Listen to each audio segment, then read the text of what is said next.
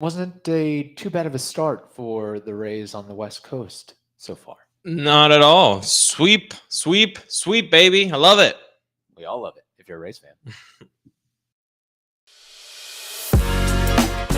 You are Locked On Rays, your daily Tampa Bay Rays podcast, part of the Locked On Podcast Network, your team every day. Hello, my name is Kevin Weiss. I'm Ulises Sambrano. And we're the hosts of the Locked On Rays podcast, part of the Locked On Podcast Network. Thank you for making Locked On Rays your very first listen every day. And remember, Locked On Rays is free and available on all platforms, including YouTube at Locked On Rays. You can also follow us on Twitter and Instagram at Locked On Rays and email us anytime with those mailbag questions, lockedonrays@gmail.com, lockedonrays@gmail.com. Well, Ulises, if you're a Tampa Bay Rays fan, you should be in a good mood as the Rays swept the Oakland Athletics to start their, 9-10 game road trip on the West Coast. And I believe that's the first time that the Rays have swept the Athletics on the road. Yeah. So not too shabby for the Rays. And they're 7-3 in their last 10 games and stand at 15-10 right now. A lot of season left, of course, but the Rays are starting to maybe shape into form, and we're seeing some of the magic that we've seen from this organization over the last couple of years with comeback victories and playing until the very last out. So yes, it is the Athletics. Yes, they underwent a fire sale, but yes, they also showed up against the Rays earlier in April. So they're a big league team too. I take the good news. That's what I'm doing right now. Yeah, and they also have the same record as the Red Sox. So, I mean, you tell me which team is worse. Right now, they're the same. So it doesn't matter. Right now, the results matter. That's why wins and losses ultimately decide who is the best one or not. So, yeah, the Rays went in there for the first time and swept the Oakland Athletics. I mean, that look back at the really good teams that the Rays have had, and they were never able to do that task. So it's really impressive that the 2022 Rays squad, who had just dropped 3 out of 4 in their own ballpark, kind of went in there, I think, with a chip on the shoulder, said, you know what, we're gonna show you that that's not who we are, and that's great. So they won the season series 4-3. That's great. You sweep, you get your sweep away. I think it all starts though with Corey Kluber. I mean, this guy is, and well, the pitching. I know we didn't go back and do recaps, but if we just focus on yesterday's game to close out the sweep, Corey Kluber has just been unreal. 1 earned run in his last 14 innings pitched. The guy has a 2.36 ERA, a 2.98 FIP, a 0.6 F WAR already. Going deep into his starts. I love everything I'm seeing from Corey Kluber right now. We might have to go back to the clip of listener Jesus Colon, the prediction he made about Corey Kluber finishing top 8 in the American League Cy Young voting. Right now, that's not looking too bad of a proposition or bet right now, because Corey Kluber not only getting through 6 innings, but effective and efficient in those 6 innings. 64 pitches. Amazing, right? 7 strikeouts, 1 walk, and velocity is overrated, I guess, if you have 4 pitches that you can use at will: cutter, sinker, curveball, changeup. And you watch Corey Kluber on right now a 1-year, $8 million deal with incentives, could bring it up to 13. He looks like he might take home his 13 million this year, but you watch what you watched yesterday and you see, okay, now I can see why this guy won multiple Cy Youngs and finished top 10 in a couple other years. Just the pitchability and knowing where to locate each and every pitch. I mean, 91 fastball up and into lefties.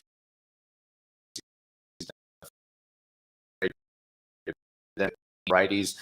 It just goes to show you, as you get older and as you lose velocity, where you can't throw 94, 95, 96, 97 anymore, you have to evolve, you have to adapt. And he's a breath of fresh air in this generation of, hey, just throw it 98, see where it goes, and try to miss bats. And he's not doing that. I mean, his fastball velocity is average. Fastball velocity is probably one of the lowest in baseball right now, but it doesn't matter. It doesn't matter. No, when you can hit every quadrant of that strike zone with the same handedness of whoever is the hitter, and your glove side, arm side, you're handling all your pitches, and you have the kitchen sink at it already. You have like 4 or 5 pitches that you're offering. Or I mean, it's really fun to see Corey Kluber in a Rays uniform right now. It really is. And I know Rasmussen had a great start. The bullpen also came up big, but I'm really excited to know that a Corey Kluber is in the rotation, because you need that kind of veteran leadership, and he is really coming back strong. And not just the veteran leadership, but being able to back it up with the on-field performance that also says, okay, this guy still has it. He's the real deal. I'll listen to what he says if I'm Shane McClanahan, if I'm Drew Rasmussen, if I'm Luis Patino, whoever it may be. So, come the end of the year, don't be surprised. I know maybe small sample size, recency bias, but if Corey Kluber ends up having some of the best numbers, if not the best numbers on the Rays pitching staff, right up there with Shane McClanahan. If he stays healthy, right? But it's not only the pitching. I mean, let's also talk about the hitting, the offense a little bit. I have to give props to Manuel Margot. I mean, this guy is so undervalued, so underrated. Look at this. He's hitting 306, a 367 on base, a 742 OPS. He's in the 85th percentile in K rate. Okay, he makes contact. He keeps the line moving. He is a breath of fresh air, just like Corey Kluber goes 91, and you're like, oh, this is different. I like this. Manuel Margot is a different type of hitter. When there are men on base, he's most likely going to come through either by a ground out RBI or by getting a line drive single. He is always there. This 2022 season, I think we have been seeing the best out of Manuel Margot on the field with the glove and with the bat, and it's so good to see, man.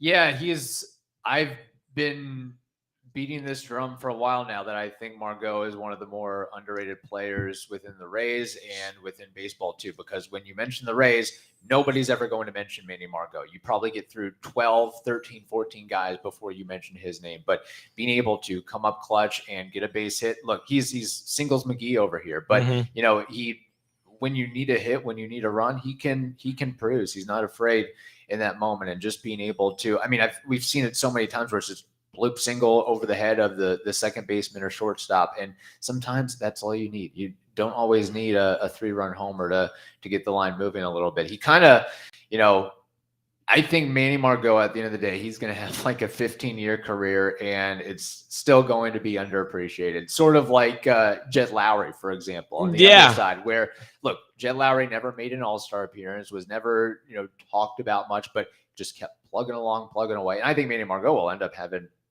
his career will probably be double of Jet Lowry's. But a guy like that's like, man, Matt Joyce, for example. Matt Joyce made an all-star. But you get my point of a guy who's going to be able, he's a good baseball player that's going to stick around for a long time. And if he keeps it up with the numbers that I said, he might find himself in an all-star type of consideration. He is just seeing the ball really well. I like him on the dish when he has the opportunity to drive in runs. In 24 games, he has 12 RBI. So every 2 games, he has an RBI. That's nice to know.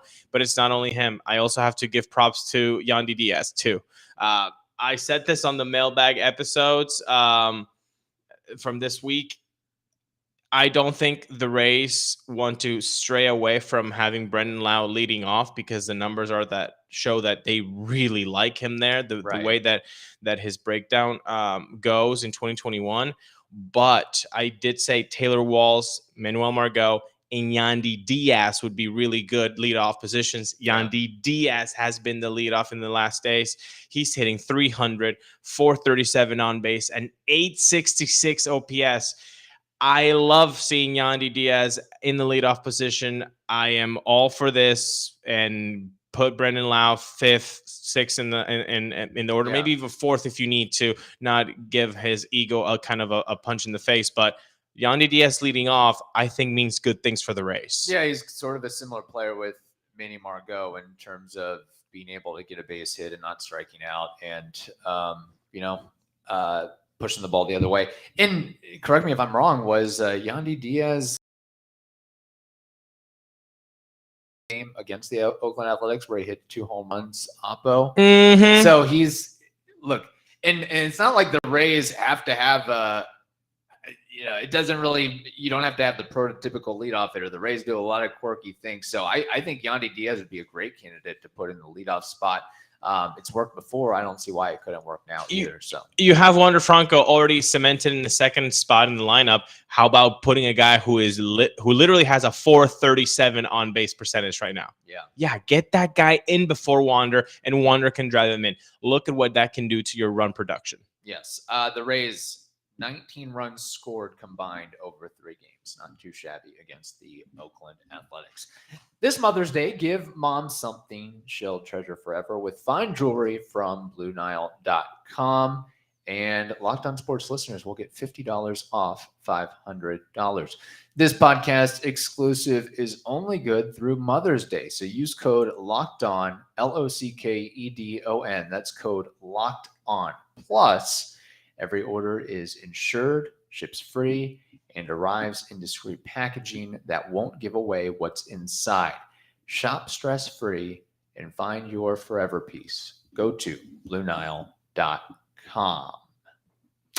Ulises, one thing we were kind of discussing internally, just inside baseball here, is checking in on some former Rays players and how they're doing. This could be a recurring segment where we each pick a player, and whether they're doing good, bad, or okay, we kind of do a follow-up on them and see how so-and-so doing with this new team and no longer with the Rays organization. So with that being said, who would you like to spotlight today? I'm excited about this, a hopeful new segment. We'll see what you guys think and if it's a good idea or not. So we're testing it out on you folks. Be sure to write on the YouTube comments if you enjoyed it or not. I'm going with X-Ray Michael Wacha. Okay. 3-0 record, 26 innings pitched, 19 strikeouts, a 1.32 ERA, a .92 whip. Yes, that is Michael Wacha, who also pitched for the Rays last year, guys. That's the same guy, except he has changed a little bit. He had a 24% usage on that cutter last year. If you were here last year, we just kept hammering on, and basically everybody in the know saying the cutter needs to stop. Yes. The cutter needs to stop. He was at a 24% usage last year. This year, it's down to 14%. So he's dropped it down 10%. And in its place, he's used a little bit more of the curveball, more of the fastball. That's good news for him and the Red Sox. Last year's opponents were hitting 375 on the cutter. Now they're hitting 308. So still a hefty, nice average. But I will take 308 when last year was 375 if I were Michael Wacha. And the biggest thing about him is the hard hit percentage. When you looked at the Savant page, everything was so dark blue, you could have just swam in it. In 2022, though, things have kind of looked upwards, especially in that regard with hard hit percentage. He was in the 18th percentile, which is just awful for hard hit percentage. This year, though, he's in the 65th percentile, way above average for that metric. So he has found something. It's working for him. And it's not a case of, oh, man, I really wish we had Michael Wacha because of pitching injuries and all that. Yeah. Because I would not have put green skittles that this would have been the start that Michael Wacha would have had. No, I don't think he would have been this good, and I don't think he's going to keep this up for the entirety of the season. But I did say this when the Red Sox threw $7 million at him. I said they know what and how they're going to utilize this guy to make him more of an effect. It just seems like just entirely like when I think of a Wacha cutter, I think of the pitch he threw to Franco deposited. So, maybe if he really puts up an elite level season, maybe this will turn into a multi-year deal, because that's got to be something that he's looking for and looking after. I mean, he's on his 4th team in the last 4 years. At some point, even if you're a veteran, you don't want to have to be moving around city to city, division to division, state to state. So you might be saying, this is my time to get that 2-3 year deal, whatever it may be. This is my time to cash in a little bit. You're so right. St. Louis, you go there, St. Louis to New York for the Mets, then you go down to St. Pete, and then now you go up to Boston. Dude, just get me one place for 2 years. Just get me. I don't care if it's the Rockies. I don't care if it's Arizona. Just get me there for 2-3 years. Let me get settled down. Yeah, you're right. I think if he has a good season, I think that should definitely be in the cards for him. Or just keep me in the Northeast or keep me in the South instead of going Northeast to South, Midwest. Like, he's going all over the place. Maybe he really likes to travel. Who knows? But I would imagine his family probably doesn't. You got to do what you got to do if you're a ball player. But having some stability is definitely appreciated as well. How about you? What's the X-ray that you want to highlight? This guy is briefly an X-ray, and he is kind of the antithesis of Michael Wacha in the sense of, this guy's not doing too well. He's also a little bit older, 41 years old, 308 days. Ulises, who am I talking about? The boomstick. Yes, Nelson Cruz with the Washington Nationals, not doing too hot with his new team, batting 143 with 2 home runs, 233 on base percentage, 209 slug, 442 OPS. OPS plus is just 34. This is in 91 at bats. He's getting the opportunities, folks. He's batting 3rd or 4th in the lineup. I guess not anymore because he's dealing with back spasms. But maybe, is this the end of Nelson Cruz? Is this the breaking point for him? It's got to come at some point. Father Time calls eventually. Now, we can make all the excuses we want of shortened spring training. He needs more time. I mean, if you're a player of his age, you need those 5-6 weeks as opposed to 2 weeks. When's the last time he played in the National League? It's been a while. He's not familiar with the pitching staff and the ballparks and the environments and so forth. But for what the Nationals paid him, $12 million this year with a mutual option that is not going to get picked up next year, most likely, for $16 million. It's not working out too hot for Nelson Cruz. And you look at some of the numbers, batting average on balls in play, not good at all. Average launch angle is the lowest of his career. Ground ball rate is one of the highest in baseball. That's not really necessarily a good thing. Exit velocity, max exit velocity, those metrics are quite a bit down from his career norm. For example, average exit velocity 88.6 this year. He's normally 93, 92, something along those lines. Max exit velocity, his highest so far this season, 112.7 miles per hour. He's typically around 116, 117, 118, somewhere around there. So there's some struggles right now for Nelson Cruz, and I don't know if he gets back on track or if this his last year. This could be it. I mean, I know there's a lot of baseball left, but at some point you had that one bad season at that age and you don't get another opportunity. Edwin Encarnacion. I'll tell you that. Yeah, I think, once you get to an age, it doesn't matter how well you do or how regular you do. If they think that you're not going to produce, then they cut ties with you, all 30 teams. So Nelson Cruz has to worry about that. Of course, I still think it's pretty early. He only has 100 plate appearances right now, 104. So I think there's still time to be patient on a guy who's shown that he can just scorch the heck out of the ball. I do look at 3 things, though. When you said, is this it for him? Yes. First of all, he's getting BABIP to hell. But that's because you're hitting the ground ball. Right, but elevating the ball. but still, though, 153 is abnormally low. So I'm looking at that and saying, maybe there's something there. Number 2, that K rate, it's at 17.3%, which is way under what he usually is in a career that spans, from 2005. Right. He's usually at a 23% clip. He's at 17%. So he's striking out less. And what about that walk rate? He's a career 8.9% walk rate. He's at 10.6%. So he's taking his walks. He's striking out less. He's getting BABIP'd.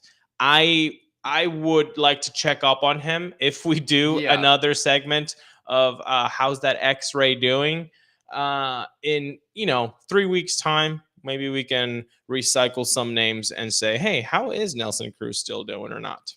Yeah, it'll be interesting to see how it all unfolds with Nelson Cruz, because you look at the strikeout and the walk rate, those are good signs, but at some point you got to, he wasn't signed to not strike out and draw walks necessarily. He was signed to hopefully hit, 25 to 30 bombs and give you a 500 OPS or a 500 slug. And hopefully protect Juan Soto, because he had nobody else in that lineup. So he also has to protect Juan Soto.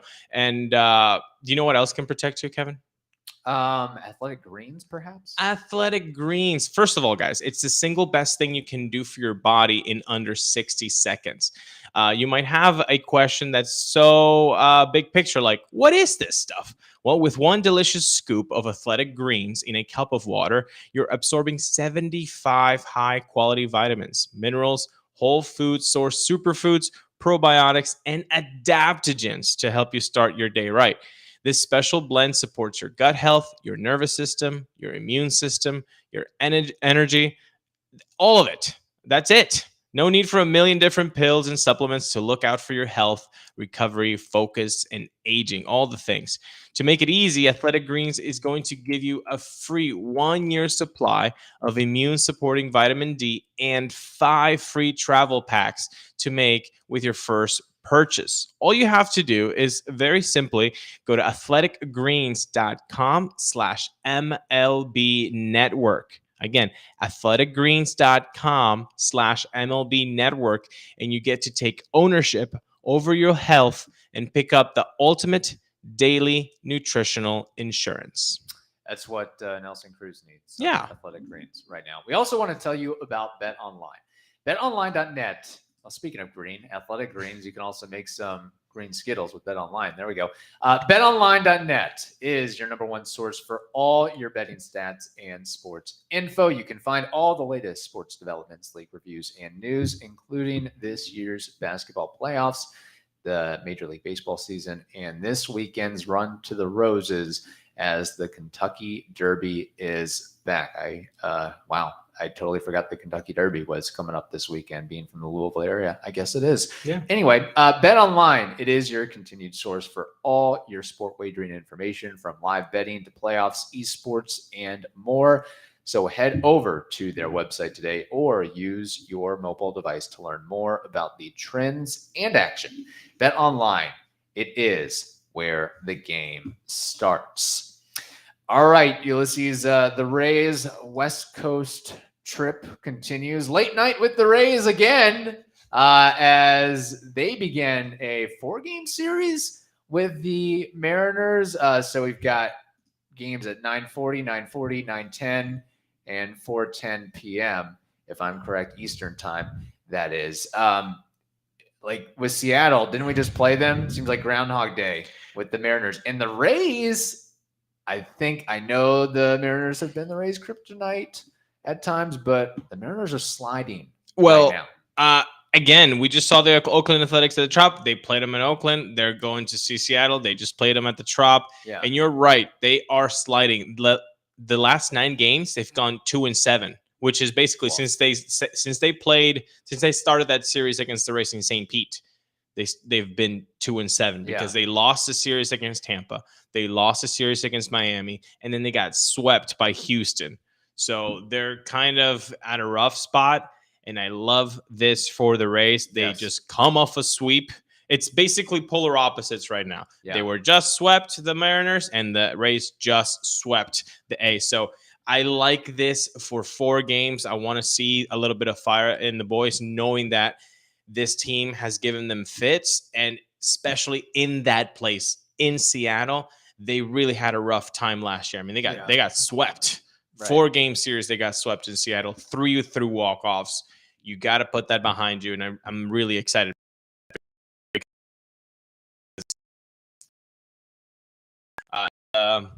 Thursday. Tale of the tape. Remember, like in 2012 or every time David Price and CC Sabathia would like duel it up. Yeah. The whole, what do you call that? The spots or whatever to do in the preview show, whatever. Spotlight or it's always like Tale of the Tape. Price, Sabathia, Yeah. It feels like that because the first game is going to be Shane McClanahan and Robbie Ray. Yeah. I mean, if you're going to watch one game out of these four, I would suggest this because this is going to be some nice pitching. You're going to see some filth between McClanahan and Robbie Ray. Yeah.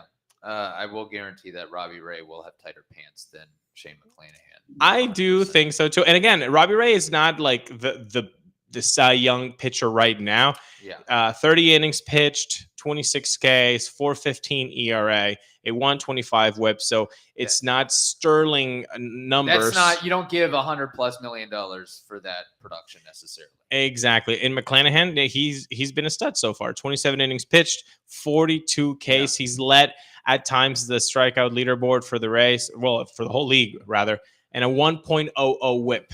That's pretty nice. What's crazy is, of course, Robbie Ray is going to have more name recognition across baseball, but Shane McClanahan is more refined as a pitcher in the sense of he's got 4 usable offerings. Robbie Ray's only a 2-pitch pitcher. Mm-hmm. So you just wonder how long that's going to be able to hold up. I find it hard to believe that you can be, a perennial Cy Young candidate with just the 2 pitches, but we'll see. It's so funny with the Rays facing the Mariners. It's almost like the Rays at least should have, in a way, I guess, quasi home field advantage for this Thursday night game because the Mariners, they're coming off a sweep against the Astros where they scored 2 runs over the 3-game series, and they're traveling from Texas and coming off that 9-game road trip to the West Coast, whereas the Rays are already in the West Coast. So they're kind of already in that environment and in that time zone and settled in. So I think this is a good opportunity for the Rays to pounce and start the series on a high note where you have a battered and tattered Mariners team that, they come in from Texas like that. They can't enter with a lot of confidence where the Rays are like, man, we're ready for the Mariners now. And when you look at the matchup, I mean, I feel like McClanahan and Robbie Ray, that's going to be a great game. I would give the edge of how he's pitching right now to Shane McClanahan. So boom, you lean one towards the Rays. If I look Rasmussen and Marco Gonzalez is 1-3, a 4.05 ERA, 20 innings pitched, a 1.55 WHIP. I put him against the Rasmussen that we've seen in the last 2 outings. Yeah. I give that one to the Rays. So that's 2 out of 4 already. I like this a lot. The only one I see as a very big problem would be that Friday evening game. Logan Gilbert, who has been a stud. He was the April pitcher of the month, for God's sake. Yeah, so if we're talking about how good McClanahan has been. McClanahan and Kluber has been. Logan Gilbert's been entirely different level. Like he might win the Cy Young if he continues up to this pace. I mean, he looks the part. We would be saying Logan Gilbert every 2 minutes if he were a Ray on this podcast. I mean, 4-0, 0.64 ERA in 20 innings. A 28 innings pitch, he's got 27 Ks, 0.93 WHIP. The last time he faced the Rays, by the way, in that series a week ago, he went 5 2/3, allowing only 2 hits, 3 walks, no runs. So that's the one game that I would be worried about. But although I think the Chris Flexen matchup, Flexen is no slouch either. No. And the Rays, I guess, supposedly right now are going with TBD. Yeah, TBD. MVP of the staff. MVP of the staff. TBD. Yeah. That could be Jeffrey Springs. Who knows? We may not know who that is. It could be Robert Duggar for all we know. Well, not anymore. He was picked up by the Reds, but somebody along those lines. Look, I think at the very least, split the series. There you go. I like Fair that. Okay. You already swept, so if you split, you're looking fine. You've already guaranteed yourself a good road trip. What's interesting, I was looking at one last thing, this series against the Mariners. They've got a promotion going on every single night. They've got college night ticket special, JP Crawford bobblehead night. Salute to Armed Forces in Little League Day. That's how you do it. That's like minor league baseball. You got to have something. Must be nice having a marketing team. Yeah. Well, we won't get into that. Well, no, not a marketing team. A marketing budget that's larger than yeah.